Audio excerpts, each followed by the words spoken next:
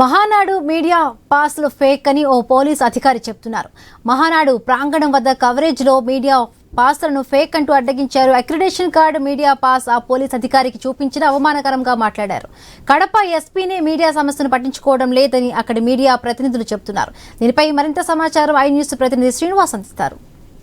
ఏర్పాట్లు కూడా రెండో రోజు కూడా దిగ్విజయంగా కొనసాగుతున్నాయి. సాక్షాత్తు ముఖ్యమంత్రి చంద్రబాబు నాయుడు కూడా ఇక్కడ జరుగుతున్నటువంటి సమన్వయ కమిటీ సభ్యులందరినీ కూడా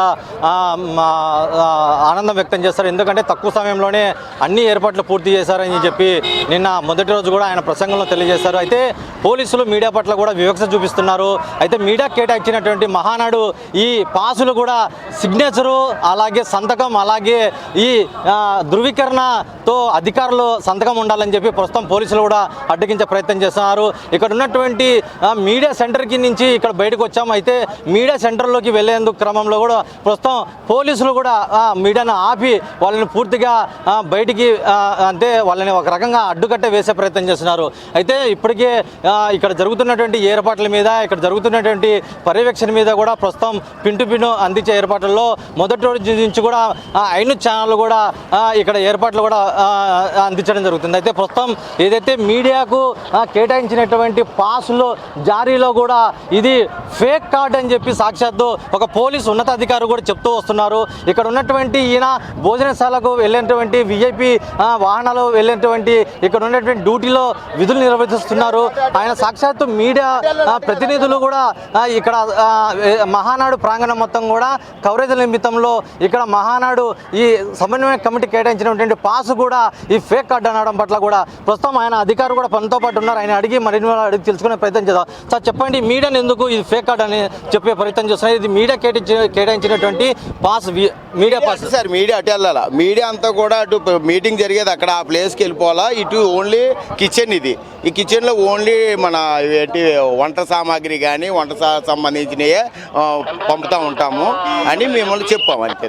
అంటే మీరు ఈనాక మాట్లాడినట్టు మాటలు కాదు, ఇది చాలా శాంతియుతంగా ఇప్పుడు మాట్లాడుతున్నారు. మీరు చెప్పండి, దీన్ని ఎక్స్ప్లెయిన్ చేయండి.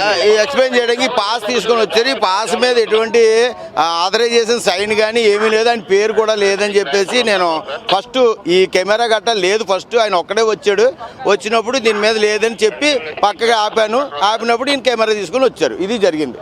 అంటే ప్రస్తుతం మంత్రి బీసీ జనార్దన్ రెడ్డి కూడా ప్రస్తుతం ఇక్కడ పన్నులు పర్యవేక్షిస్తున్నారు. సాక్షాత్ ఆయనతో ఐన్యూస్ ఇంటర్వ్యూ తీసుకునే క్రమంలో ఆయన పలానా చోట ఉన్నారంటే అక్కడికి ఐన్యూస్ ప్రతినిధుల బృందం కూడా వెళ్లే క్రమంలో ప్రస్తుతం ఈ ఐడి కార్డు ద్వారానే ఈ ప్రాంగణం పరిధిలో మహానాడు ప్రాంగణం మొత్తం కూడా కలిగి తిరుగుతూ మీడియాకు ప్రత్యేక అనుమతి ఇచ్చారు. అయితే ఇక్కడ ఉన్నటువంటి అధికారులు ఇక్కడ ఈ పాస్ కూడా జారీ చేశారు.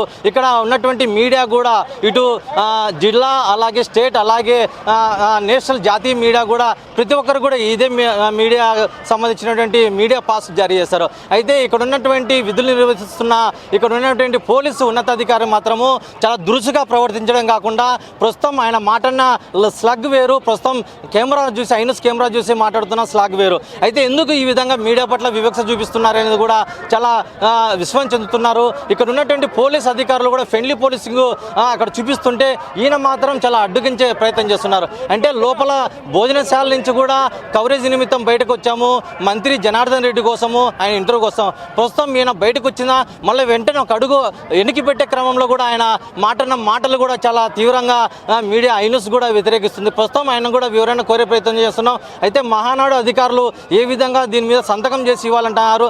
సాక్షాత్తు 200 మంది మీడియా పాసులు జారీ చేస్తారు. ప్రతి మీడియా పాస్ కూడా ఎటువంటి ధృవీకరణ సంతకం లేదు. మరి ఐన్యూస్ మాత్రం ఈ ఉన్నతాధికారి ఏ విధంగా చెప్తున్నారు? మరి ఇప్పటికన్నా ఐన్యూస్ ప్రతినిధులకు విధులకు ఆటంకం కలిగిస్తున్న ఇటువంటి అధికారులకు సమన్వయం లోపం లేకపోవడం, పూర్తిగా మీడియా మీద అవగాహన లేకపోవడంతో